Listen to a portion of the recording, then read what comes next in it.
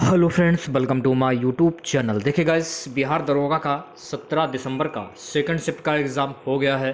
17 दिसंबर second shift में पूछे गए सभी क्वेश्चंस इस वीडियो में डिस्कस करेंगे, तो इस वीडियो को पूरा ज़रूर देखिए। वीडियो अच्छा लगे तो प्लीज़ वीडियो को लाइक और शेयर ज़रूर करें। चैनल पर पहली बार विजिट कर रहे हैं तो चैनल को सब्सक्राइब करके नोटिफिकेशन बेल ऑन करना ना भूलें। वीडियो बहुत ही इंपॉर्टेंट है, वीडियो को अंत तक जरूर देखिएगा आप लोग। एक क्वेश्चन आपका निसार प्रोजेक्ट से रिलेटेड एक क्वेश्चन पूछा गया, तो निसार प्रोजेक्ट जो है आपका ये नासा से संबंधित है, तो इसके बारे में विस्तार पूर्वक जान लेते हैं हम लोग। क्या है निसार प्रोजेक्ट?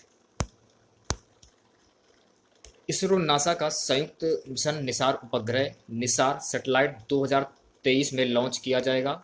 इसरो नासा संयुक्त मिशन निसार उपग्रह है जिसका उद्देश्य उन्नत रडार छवियों का उपयोग करके विश्व स्तर पर पृथ्वी की सतह में परिवर्तन को मापना है। इसको 2023 की शुरुआत में लॉन्च किया जाएगा। आज के इस वीडियो की पीडीएफ फाइल आप हमारे टेलीग्राम ग्रुप से प्राप्त कर सकते हैं। टेलीग्राम ग्रुप का लिंक जो है वीडियो के डिस्क्रिप्शन में दिया गया है। तो गाइस, अगला क्वेश्चन पूछा गया था कि 33वें 2024 ओलंपिक की मेजबानी कौन करेगा? तो 33वें 2024 ओलंपिक की मेजबानी पेरिस करेगा। 2024 और 2028 के ओलंपिक खेलों की मेजबानी का ऐलान हो गया है। 2024 की मेजबानी फ्रांस की राजधानी पेरिस को और 2028 की अमेरिकी शहर लॉस एंजिल्स को मिली है। सो गाइस, अगला क्वेश्चन पूछा गया कि भारत का वाटरमैन किसे कहा जाता है? तो भारत का वाटरमैन राजेंद्र सिंह को कहा जाता है। राजेंद्र सिंह का जन्म 6 अगस्त 1959 को उत्तर प्रदेश के बागपत जिले के डौड़ा गांव में हुआ था। राजेंद्र सिंह भारत के प्रसिद्ध पर्यावरण कार्यकर्ता हैं। वे जल संरक्षण के क्षेत्र में कार्य करने के लिए प्रसिद्ध हैं। चौथा क्वेश्चन, भारतीय वन अनुसंधान संस्थान कहां पर स्थित है? तो भारतीय वन अनुसंधान संस्थान ये देहरादून में स्थित है। देहरादून शहर में घंटाघर से 7 किलोमीटर दूर देहरादून चकराता मोटर योग्य मार्ग पर स्थित भारतीय वन अनुसंधान संस्थान भारत का सबसे बड़ा वन आधारित प्रशिक्षण संस्थान है।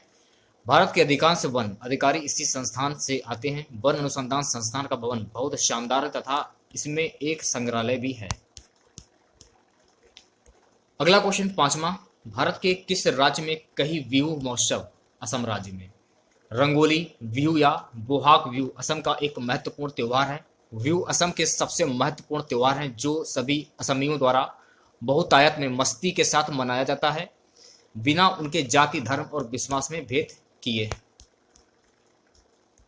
अगला क्वेश्चन, भारत के उत्तरी बिंदु से रिलेटेड एक क्वेश्चन पूछा गया था। तो भारत के उत्तरी बिंदु जो है इंदिरा कोल से संबंधित है।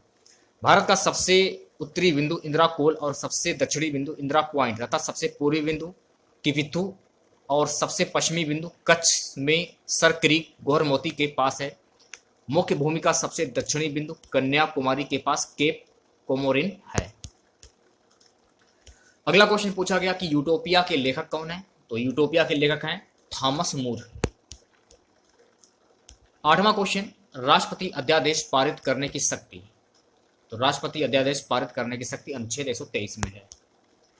संविधान के अनुच्छेद 123 के तहत राष्ट्रपति के पास संसद के सत्र में न होने की स्थिति में अध्यादेश जारी करने की शक्ति प्राप्त है। अध्यादेश की शक्ति संसद द्वारा बनाए गए कानून के बराबर ही होती है और यह तत्काल लागू हो जाता है। इसके अलावा राष्ट्रपति कभी भी अध्यादेश को वापस ले सकता है। अगला क्वेश्चन, सर्वोच्च न्यायालय भारत सरकार अधिनियम से रिलेटेड एक क्वेश्चन पूछा गया था। इसका अर्थ हो जाएगा 1935। अनुच्छेद 124(1) के तहत भारतीय संविधान में कहा गया है कि भारत का एक सर्वोच्च न्यायालय होगा जिसमें एक मुख्य न्यायाधीश CJI होगा तथा 7 से अधिक अन्य न्यायाधीश नहीं हो सकते जब तक कि कानून द्वारा संसद अन्य न्यायाधीशों की बड़ी संख्या निर्धारित नहीं करती है। सो गाइस, अगला क्वेश्चन पूछा गया कि फजल अली आयोग का संबंध किससे है? तो इसका संबंध जो राज्य पुनर्गठन आयोग से है। 22 दिसंबर 1953 में न्यायाधीश फजल अली की अध्यक्षता में प्रथम राज्य पुनर्गठन आयोग का गठन हुआ। इस आयोग ने 30 दिसंबर 1955 को अपनी रिपोर्ट सौंपी। इस आयोग ने राष्ट्रीय एकता, प्रशासनिक और वित्तीय व्यवहार्यता, आर्थिक विकास, अल्पसंख्यक हितों की रक्षा तथा भाषा को राज्यों के पुनर्गठन का आधार बनाया। सो गाइस, अगला क्वेश्चन मौलिक कर्तव्य का संबंध है। तो मौलिक कर्तव्य का संबंध है स्वर्ण सिंह समिति से। मौलिक कर्तव्यों को देशभक्ति की भावना को बढ़ावा देने तथा भारत की एकता को बनाए रखने के लिए भारत के सभी नागरिकों के नैतिक दायित्वों के रूप में परिभाषित किया गया है। संविधान के चतुर्थ भाग में वर्णित ये कर्तव्य व्यक्तियों और राष्ट्र से संबंधित हैं।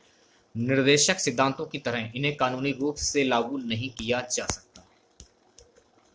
एक क्वेश्चन आपका विश्व कैंसर दिवस से रिलेटेड पूछा गया था, तो 4 फरवरी को विश्व कैंसर दिवस मनाया जाता है। विश्व कैंसर दिवस 4 फरवरी को कैंसर के बारे में जागरूकता बढ़ाने और इसकी रोकथाम, पहचान और उपचार को प्रोत्साहित करने के लिए मनाया जाता है। विश्व कैंसर दिवस 2008 में लिखे गए विश्व कैंसर घोषणा के लक्ष्यों का समर्थन करने के लिए union for international cancer control UICC के नेतृत्व में कार्यरत है। विश्व कैंसर दिवस का प्राथमिक लक्ष्य कैंसर और बीमारी के कारण होने वाले मौतों को कम करना है। बहुत से लोग कैंसर को दूर करने के लिए आध्यात्मिकता का भी सहारा लेते हैं। सो गाइस, अगला क्वेश्चन पूछा गया था कि अभी तक कितने परमवीर चक्र दिए गए, तो अभी तक कुल 21 परमवीर चक्र दिए गए हैं। इसके बारे में जान लेते हैं। परमवीर चक्र भारत का सर्वोच्च सैन्य अलंकरण है जो दुश्मनों की उपस्थिति में उच्च कोटि की शूरवीरता एवं त्याग के लिए प्रदान किया जाता है। ज्यादातर स्थितियों में यह सम्मान मरणोपरांत दिया जाता है। इस पुरस्कार की स्थापना 26 जनवरी 1950 को की गई थी। जब भारत गणराज्य घोषित हुआ था, भारतीय सेना के किसी भी अंग के अधिकारी या कर्मचारी इस पुरस्कार के पात्र होते हैं एवं इसे देश के सर्वोच्च सम्मान भारत रत्न के बाद सबसे प्रतिष्ठित पुरस्कार समझा जाता है।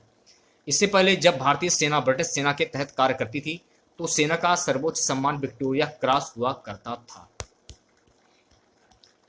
अगला क्वेश्चन गाइस पूछा गया हर्षवर्धन की राजधानी, तो हर्षवर्धन की राजधानी थी कन्नौज। हर्षवर्धन 590 से 647 ईस्वी प्राचीन भारत में एक राजा था जिसने उत्तरी भारत में 606 ईस्वी से 647 ईस्वी तक राज्य किया।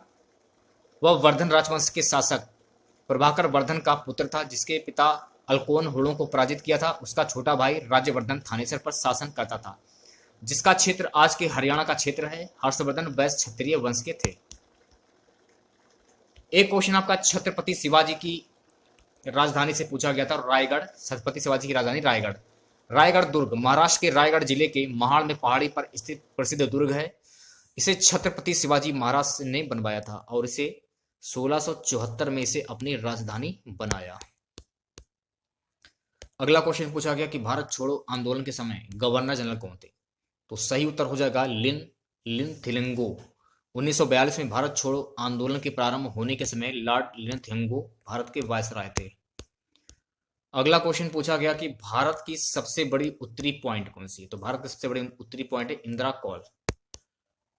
सो गाइस, अगला क्वेश्चन पूछा गया कि नामदफा नेशनल पार्क किस राज्य में है, तो नामदफा नेशनल पार्क ये अरुणाचल प्रदेश में है। तो इसके बारे में जान लीजिए आप लोग। नामदफा राष्ट्रीय उद्यान पूर्वी हिमालय जैव विविधता स्थल का सबसे बड़ा संरक्षित क्षेत्र है और पूर्वोत्तर भारत में अरुणाचल प्रदेश में स्थित है। यह क्षेत्रफल की दृष्टि से भारत का सबसे बड़ा राष्ट्रीय उद्यान है। यह पूर्वी हिमालय उप क्षेत्र में स्थित है और इसे भारत में जैव विविधता में सबसे धनी क्षेत्रों में से एक के रूप में मान्यता प्राप्त है। 27 डिग्री उत्तरी अक्षांश में स्थित इस उद्यान में दुनिया का सबसे उत्तरी तराई सतहभर वर्षावन है। यह क्षेत्र व्यापक डिपोकॉट जंगलों के लिए भी जाना जाता है। अगला क्वेश्चन पूछा गया था गाइस कि यूटोपिया के लेखक कौन, तो यूटोपिया के लेखक हैं टॉमस मोर। अगला क्वेश्चन दाई दीदी क्लिनिक योजना किस राज्य ने शुरू की, तो दाई दीदी क्लिनिक योजना छत्तीसगढ़ राज्य ने शुरू की। दाई दीदी मोबाइल क्लिनिक योजना डिटेल्स देख लेते हैं। छत्तीसगढ़ राज्य के मुख्यमंत्री भूपेश बघेल ने महिलाओं के लिए एक बहुत ही शानदार योजना लॉन्च की है। इस योजना का नाम है दाई दीदी क्लिनिक योजना। इस योजना का शुभारंभ पूर्व प्रधानमंत्री इंदिरा गांधी के जन्मदिन के अवसर पर किया गया। अगला क्वेश्चन भारत में किन राज्यों से होकर कर्क रेखा गुजरती है, तो भारत के कुल 8 राज्यों से होकर कर्क रेखा गुजरती है जिसमें आपके 8 राज्य हैं गुजरात, राजस्थान, मध्य प्रदेश, छत्तीसगढ़, झारखंड, पश्चिम बंगाल, त्रिपुरा, मिजोरम से होकर गुजरती है। चैन बैंक किस खेल से संबंधित, तो चैन बैंक जो है ये टेबल टेनिस से संबंधित है। अगला क्वेश्चन गाइस पूछा गया कि सोनार का फुल फॉर्म क्या होगा, साउंड नेविगेशन एंड रिंग। एक ऐसी तकनीक जो अन्य जहाजों को निगेटिव करने, संचार करने या उनका पता लगाने और पानी के नीचे या पानी की सतह पर वस्तुओं का पता लगाने के लिए ध्वनि प्रसार आमतौर पर पानी के नीचे पनडुब्बी नेविगेशन में उपयोग करती है। अगले क्वेश्चन की बात कर लेते हैं गाइस। अगला क्वेश्चन पूछा गया कि अपूर्वी चंदेला किस खेल से संबंधित। तो अपूर्वी चंदेला ये निशानेबाजी से संबंधित है। अपूर्वी चंदेला जन्म 4 फरवरी 1993 जयपुर, एक भारतीय निशानेबाज हैं जिन्होंने कॉमनवेल्थ गेम्स ग्लास्गो में 10 metre air rifle shooting event में 206.7 का स्कोर बनाकर भारत को दूसरी बार निशानेबाजी में स्वर्ण पदक दिलाया। अगला क्वेश्चन पूछा गया था कि एशियाई खेलों में बैडमिंटन को कब शामिल किया गया। तो एशियाई खेलों में बैडमिंटन को 1974 में शामिल किया गया। 1974 में पहली बार तेहरान में बैडमिंटन को एशियाई खेलों में शामिल किया गया।